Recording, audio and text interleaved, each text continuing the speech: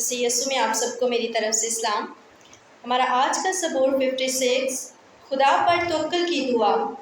اے خدا، مجھ پر رحم فرما، کیونکہ انسان مجھے نگلنا چاہتا ہے۔ وہ دن بھر لڑ کر مجھے ستاتا ہے۔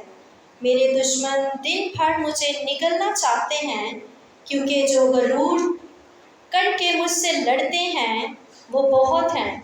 جس وقت مجھے ڈر لگے گا میں تجھ پر توکل کروں گا۔ میرا فخر خدا پر اور اس کے کلام پر ہے۔ میرا توکل خدا پر ہے، میں ڈرنے کا نہیں۔ بشر میرا کیا کر سکتا ہے؟ وہ دن بھر میری باتوں کو مروڑتے رہتے ہیں۔ ان کے خیال سراسر یہی ہیں کہ مجھ سے بدی کریں۔ وہ اکٹھے ہو کر چھپ جاتے ہیں۔ وہ میرے نقش قدم کو دیکھتے بھالتے ہیں، کیونکہ وہ میری جان کی گھاٹ میں ہیں۔ کیا وہ بدکاری کر کے بچ جائیں گے؟ اے خدا، قہر میں امتوں کو گرا دے۔ تو میری آوارگی کا حساب رکھتا ہے۔ میرے آنسوؤں کو اپنے مشکیزہ میں رکھ لے۔ کیا وہ تیری کتاب میں مدرج نہیں ہے؟ تب تو جس دن میں فریاد کروں گا میرے دشمن پسپا ہوں گے۔ مجھے یہ معلوم ہے کہ خدا میری طرف ہے۔ میرا فخر خدا پر اور اس کے کلام پر ہے۔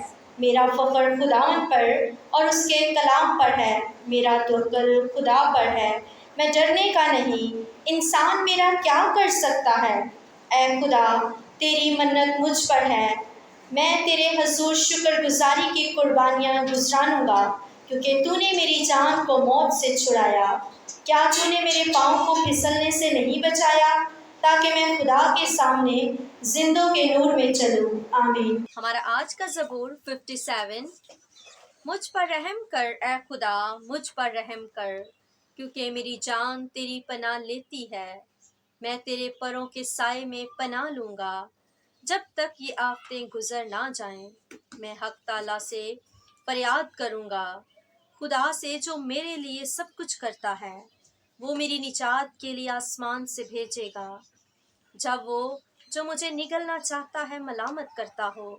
خدا اپنی شفقت اور سچائی کو بھیجے گا۔ میری جان ببروں کے درمیان ہے۔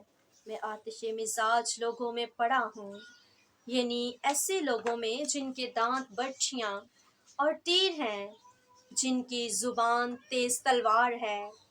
اے خدا، تو آسمان پر سرفراز ہو، تیرا جلال ساری زمین پر ہو۔ انہوں نے میرے پاؤں کے لیے جال لگایا ہے، میری جان عاجز آ گئی۔